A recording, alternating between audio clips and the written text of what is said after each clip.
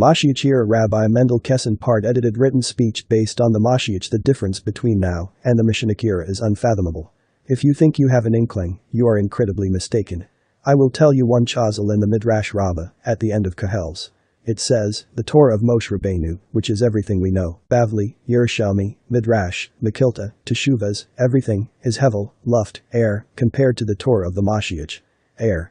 That's how insubstantial it is. Its surface. The Torah of the MoShiach is comparatively substantial.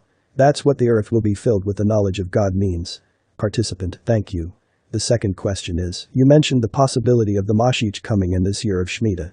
Rabbi Mendel Kessin, yes, because the Gemara, in Sanhedrin, says that the MoShiach comes at the end of Shemitah, which is what, in 3 months, but then you mentioned 2030, that it's a possibility. Rabbi Mendel Kessin, the coming of MoShiach Ben-Yosef is a process.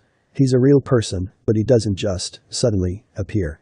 That's a long shire, but just to fill you in, who is the Messiah, not what his name is, I'm not going to tell you that. What kind of person is he? He is somebody that you would never recognize, and there's a midrash about his suffering for the sins of the Jews, suffering terribly. What happens to him? There's a pasuk, verse in Yeshayahu, Isaiah, Pesuknim Bes, verse 52, towards the end, which says, Hein Yaskal Avdi, behold, my servant will grow wise. Who is God's servant? There are different opinions. Most people hold it's the Jewish people, but the Targum says it's the Messiah himself. It continues, and he will be exalted, will become exceedingly high, will grow exceedingly. These are 3 expressions of growth. The Midrash asks, why does it refer to Messiah this way? MoShiach starts off as Avdi, my servant in prison, not literally but figuratively. He endures terrible suffering. He's in Golus, exile, just like Moshe Rabbeinu was in Golus for 36 years. When he's released he becomes great. He will be greater than Avraham Avinu. Not bad. Becoming exalted means he will be greater than Moshe Rabbeinu, and he will be greater than the angels. This is a man who lives amongst us, who is going to walk around amongst us. Could you imagine seeing a man that is greater than the angels? It's inconceivable. We cannot imagine someone greater than Avraham Avinu and Moshe Rabbeinu. Forget it. And angels. It means that the MoShiach is the most dangerous man in the universe. Why? If you were to approach this guy, you would drop dead from his kedusha, holiness. It's like Moshe Rabbeinu who, if you recall, wore a mask. You couldn't look at his face. You could not look at the kedusha of Moshe Rabbeinu, same thing. Likewise, you cannot look at the kedusha of the MoShiach. So, when he comes, he's going to kill everybody. Think about that. Fortunately, he starts off at 0, because he's a prisoner, suffering for the sake of the Jewish people.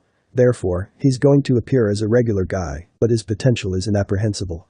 Then he will be released, and he will grow, and, at the same time that he grows, the Jewish people grow with him. That's the incredible thing. And that's what God means by, and I will take you to me. Somehow, God is going to elevate every single Jew to be a formidable Talmid Chacham, scholar, the same as happened by Sinai.